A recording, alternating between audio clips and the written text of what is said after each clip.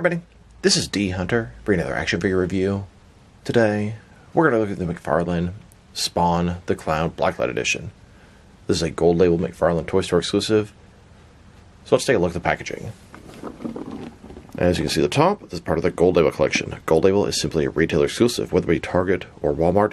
This gold label is a McFarlane Toy Store exclusive, part of the Spawn line, the Clown Blacklight Edition, McFarlane Toys, limited to 3,200 pieces. Here's the front of the box. One side says the clown, other side is pretty blank, and the back we have the fat slob of a clown sitting there. At the bottom there is a barcode if that happens to help anybody.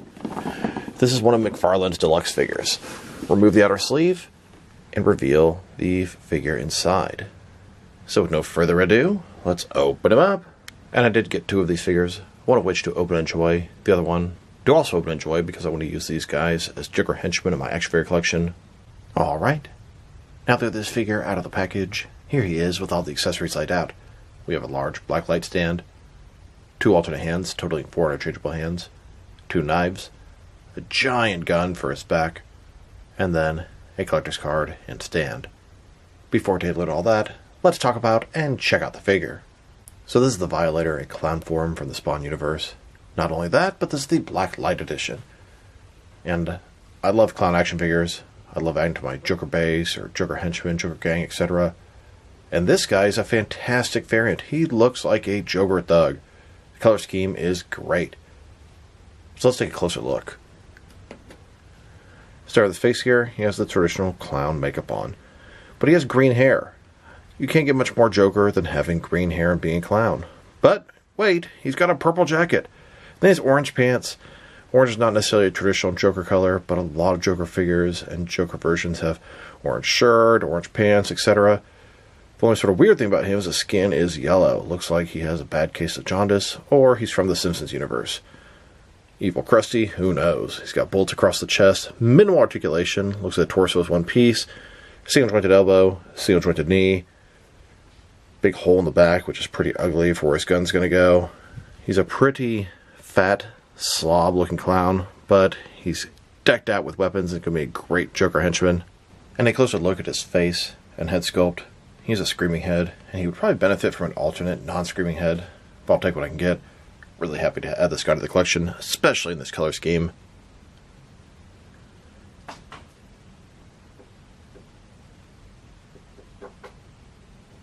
And then here's the figure, broken down as far as he can go, with all of his removable parts detached. Now let's check out his accessories, starting off with the boring stuff. Here's his collector's card. As you can see, it's a fat slob version of the clown. The Clown Blacklight Edition. On the back, we have Certificate of Authenticity. This is number 819 out of 3,200.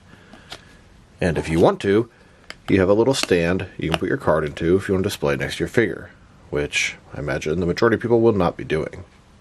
Now let's check out his hands. He has a total of 4 of them, 2 left hands and 2 right hands. Here he is with his first pair of hands. His right hand is a gripping hand, and his left hand is a fist. And here's his alternate pair of hands. His right hand is another gripping hand that looks exactly the same as the other right hand, and his left hand is a more traditional gripping hand. Now let's look at his knives. He has 2 of them. This one here is like a straight razor. It doesn't have a hinge. It's just sort of stuck like this. Blade looks good as silver.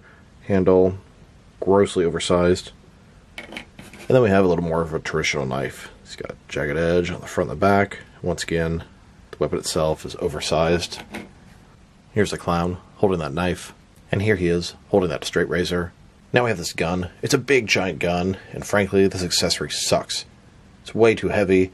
The articulation's a hot mess. Although maybe they improved on this one, but I doubt it. And then on this one, the color scheme is ridiculous, bright blue. So here it is all folded up. This little plug will go into his back. Then we have some rockets that'll be heading straight forward. Kind of got to wrap this thing, or unwrap it. Something like this. It has a ton of articulation. And it seems to be working a lot better on this one than the other one. The other one was super stuck and everything was coming apart. So once you get it all folded out, it'll look something like this. 2 giant guns on either side, some rockets here, little sort of handle here with a little trigger for him to pull and shoot. And it makes the figure really, really heavy. And it looks stupid. It leaves a giant hole in his back. I have almost nothing good to say about this. Although this one, at least when I'm moving around, it doesn't just fall apart. The other one, all these parts here would just come up to pieces. It is a little bit warped for the packaging. Easy to fix with some hot water. And it could be cool, but not with this color scheme and not with all the flaws. Here he is with his guns attached. Now the quality is considerably better than last time. They stay together a lot better. But it just looks so bad in that blue color. It really is not nearly as top heavy as I remembered. Bounces pretty nicely. But this is one accessory that's going to get put away and never used with this particular guy, at least not for my purposes. Now to look at the Blacklight stand. It comes in 7 different pieces. When put together, it's going to look like this.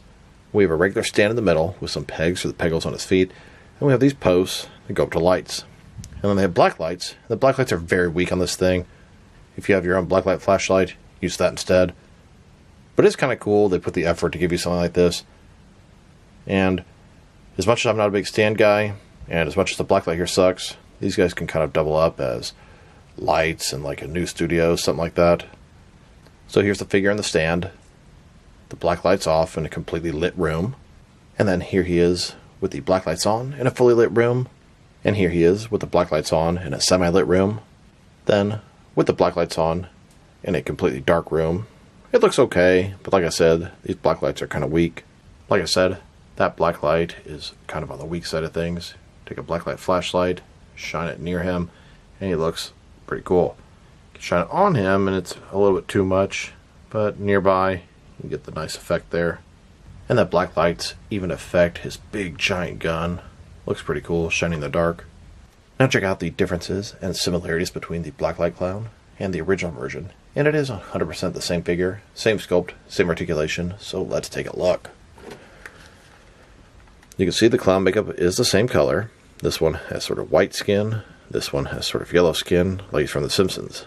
White hair, green hair, dark leather jacket, purple jacket. They both have yellow and green striped shirts, but different shades of yellow and green. The bandolier looks pretty similar. Pants, dark jeans, orange pants. Even the spikes are a little different. Silver versus blue. Same with on the shoulder. I like it. If there was ever a figure for them to make a variant like this of, this would be the one for me. And there are now 3 variations of this clown. We have the regular, we have the Blacklight, and the bloody. And along the way, I have gotten 2 of each version to add to my Joker army, my Joker gang.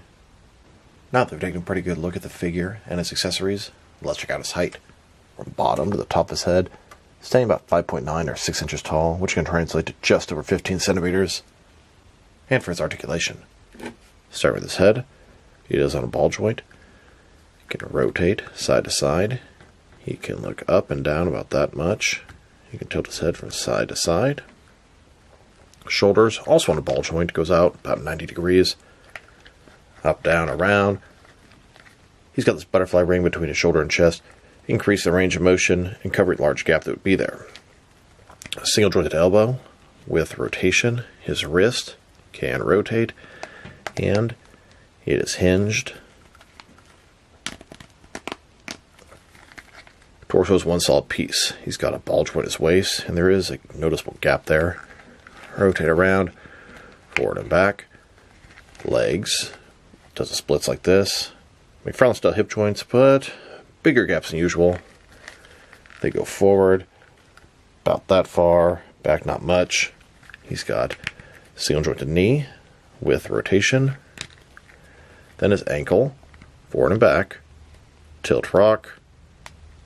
Don't really get rotation, and toe articulation.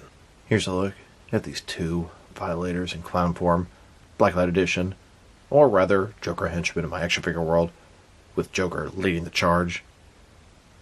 Army building at its finest. Now let's check them out next to some other action figures, starting off with some other Violator figures. Of course, as you know, I did do 2 of these Blacklight Violator clown figures. Great additions to my Joker army. Loving the color scheme. And as you recall, I got 2 of each version. 2 of the original clown, two of the Bloody Clown. I hate to say it, I'm having trouble remembering where that was exclusive to. GameStop, maybe? And then two of these Blacklight clowns. Digging the clown collection. I've been waiting for a very long time for McFarlane or anybody to do a 7-inch Spawn clown figure. And it's finally here. And multiple variants. And here, with some older McFarlane clown figures. One for the comics, one for the movie.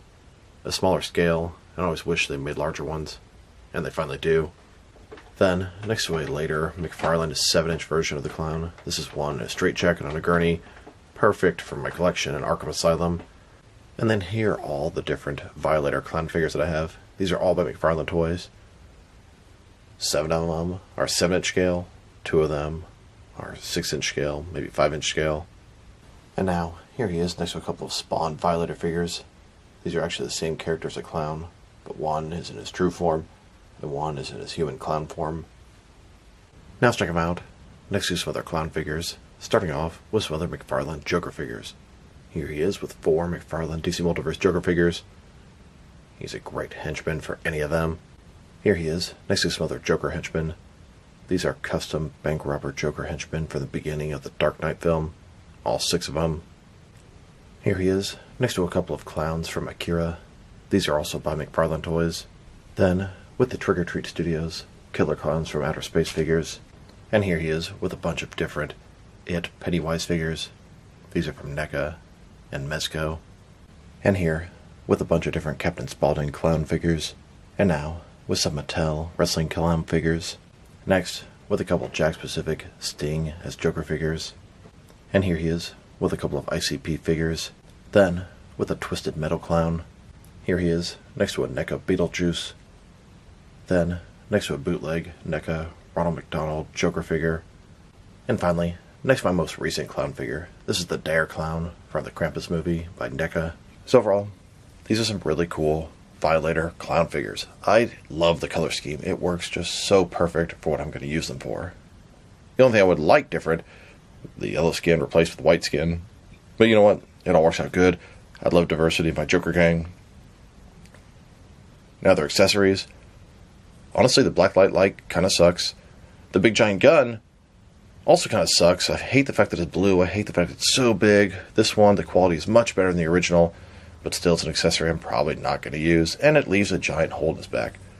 His articulation is also kind of on the weak side, but I just love the figure.